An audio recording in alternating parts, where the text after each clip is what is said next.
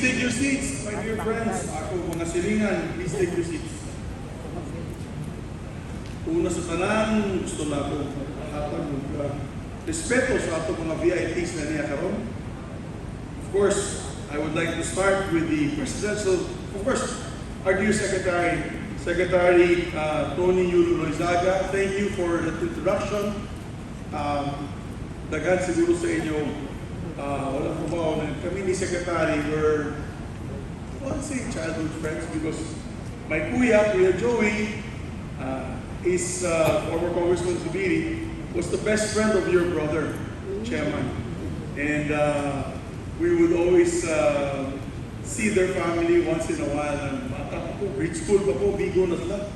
And that's why I've known Ma'am Tony for a long, long time. She happens to also be the wife of a dear friend of ours, Kaloy Saga. Sa mga Hinebra, sa Miguel ay Hinebra ako. Ako sa big, paano na to? Iyang ba na? Marami pala Hinebra dito, Sek. But many of you probably don't know that.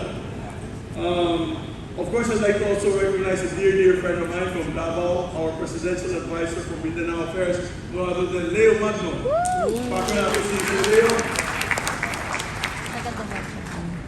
And we have Undersecretary for Operations of DILG, Lord Villanueva. You said? My dear, dear friend, from the beautiful, magical province of Camiguin. And I say that, you know, sir, yung mga kaibigan ko na wala pang baby, gusto gumawa ng baby. Sabi daw nila, bumisita sa Camiguin kasi buntis daw yung asawa ko sa Camiguin. Must be the water. Baka yung hot spring or cold spring siguro. Soda spring. I would know. Mga kibo-kibo. No other than Congressman JJ Romualdo. Jay. Alam mo, Jay, bukang bibig ko pag mga tourism seminars, conferences, even budget hearing, Camiguin. Because, you know, we're trying to develop Northern Mindanao. And part of Northern Mindanao's development program, of course, is tourism.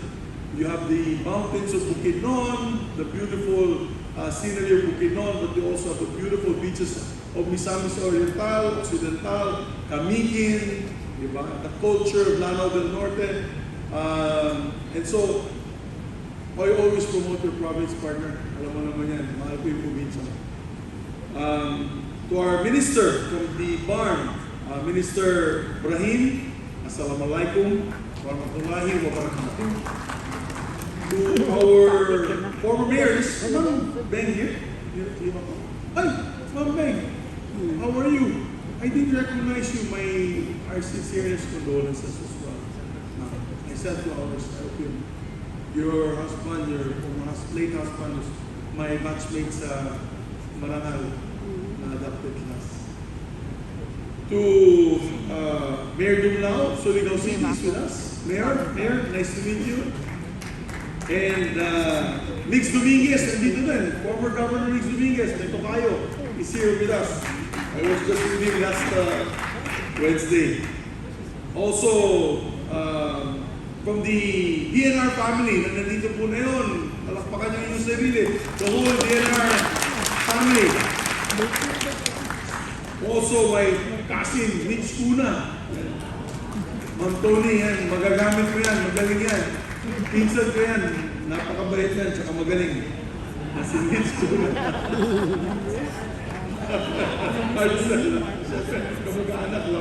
All our brothers and sisters from Mindanao, all the participants, 376 participants, may buntag ka na tatanan. May buntag. May buntag. First, you all know, my dear friends, that I've been a long-time advocate for the environment. I'm honored and very excited to be with all of you here today. I consider myself today with family for those who are trying to protect the environment for our future generations. I have long involved myself in biodiversity protection, renewable energy, climate action in efforts to date back to my youth. You don't graduate as an agriculturist and as a master in environment and natural resources management from UP without developing a deep sense of environmental responsibility. Kaya si Yusek, kasama ko yan, Mitch, ka-awardee ko yan from Environment and Natural Resources Management sa UPLB. And the drive to do part of do my part for the environment has not lessened one bit throughout the years. If anything, watching my 3 young children grow up in a world increasingly ravaged by climate change has only strengthened my conviction to protect the environment. In truth, I do not see environmental work as just an advocacy or a passion. It is a responsibility, period. It is our responsibility, and that one must act on it with urgency. I don't insist on urgency to sound like an alarmist. I actually find it more productive to operate from a place of hope and optimism. You know naman kami mga politiko, we're supposed to be dealers of hope, not of gloom. But I think we have to find more solutions this way if we know the problems at hand. I do not need to preach to the choir. I don't need to lecture all of you because you're all in this room, all of you are environmentalists. I know that for however committed I am to the environmental work that we do, you are even deeper in the trenches of it. And I salute you all for this. As a legislator, most of my contributions to environmental and climate action are done not on the ground, but on the halls of Congress. Some of you may be familiar with the work that I've done in Congress and the environmental laws that we have spearheaded throughout the years, including the RE law, the Renewable Energy Act, the Wildlife Conservation and Protection Act.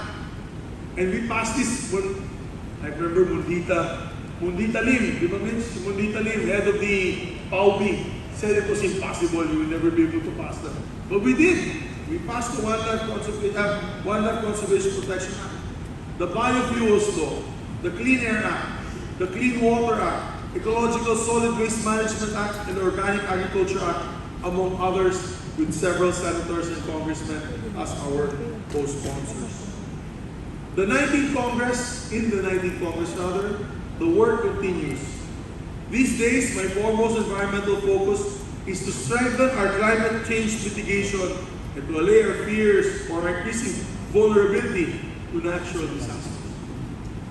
We have always been a disaster-prone country because of our geography and our archipelagic nature.